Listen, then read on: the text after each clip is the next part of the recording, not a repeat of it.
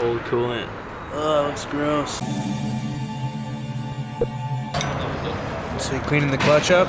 Cleaning everything. Just because it's old, it's used. We got it running, but we don't know much about it. So if anything has a problem, I want to be able to see it. So I want everything to be clean. So if we see a leak or something like that, I want to know right away.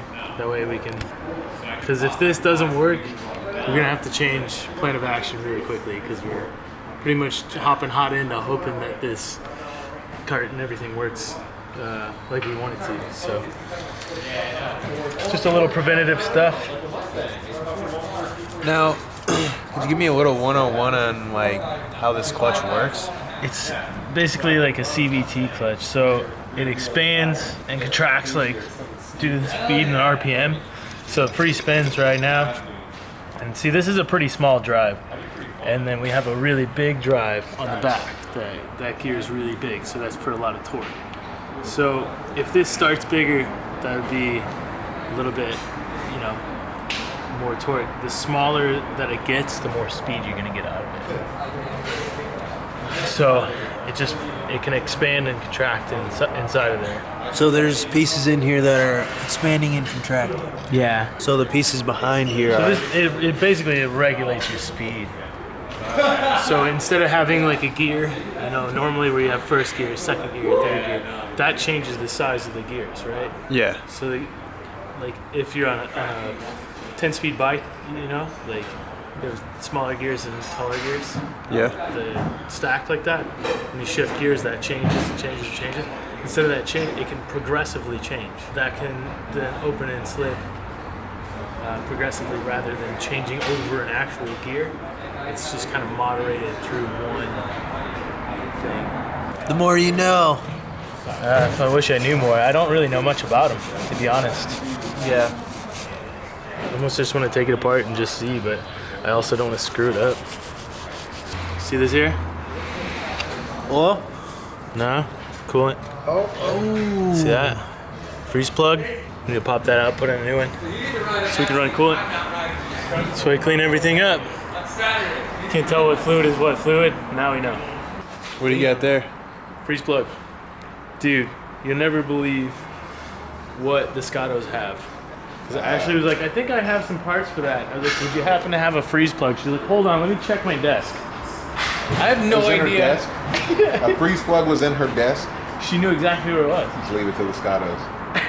For a 125 dirt bike. For a 125 dirt bike. That's impressive. How many motors have freeze plugs? A couple Nissan motors. I don't see them a lot. They always blow out. Well, it's better than blowing your block up. I guess. But it's honestly, it's just as bad. Depending on where the freeze plug is. Yeah, depending on where the freeze plug is, it's just as bad.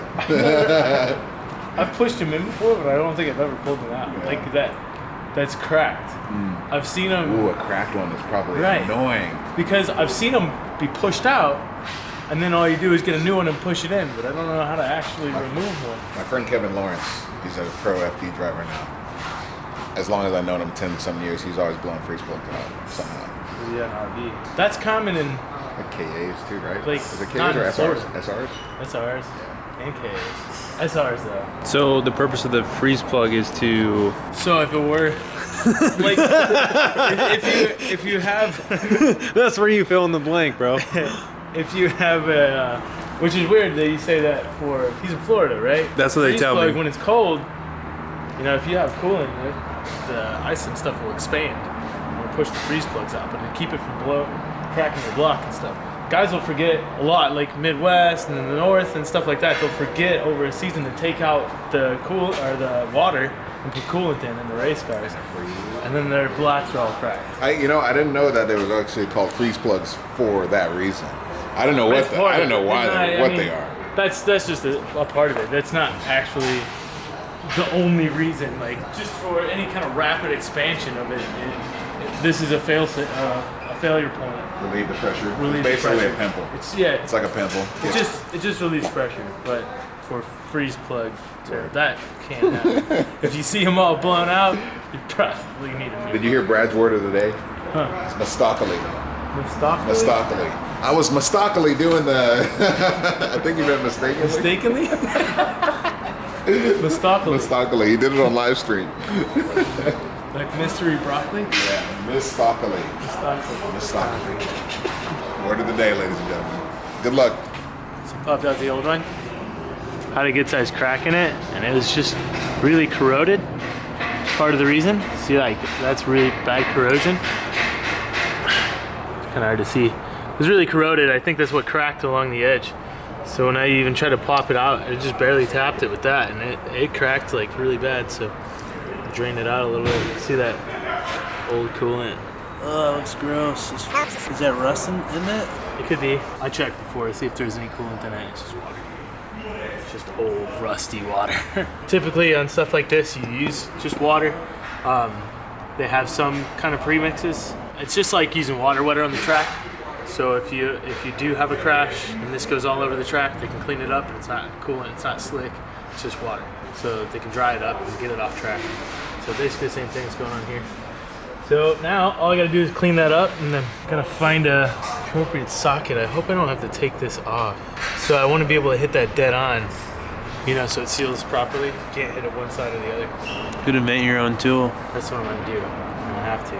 Rusty, not at all, dude. It weighs nothing. Oh my god! And that makes 40 horsepower. Can you imagine that? Dude, the power per liter. Power per like 40 horsepower, and a horsepower is rated on moving 575 pounds of weight. That doesn't weigh 575 pounds of weight. How is it moving so much? I bet you that bed weighs 100 pounds, and then the metal stuff isn't that bad. Exhaust is light. Dude, that rear axle weighs nothing. Oh, it's gonna rip, dipshit. I don't know whether to be scared or excited. I'm a little bit of both. We'll find a socket that fits in here, and then something just to gently tap it in. 13 mil. Good, perfect. No, need to find a 1/4 inch drive, put in there and just tap it in.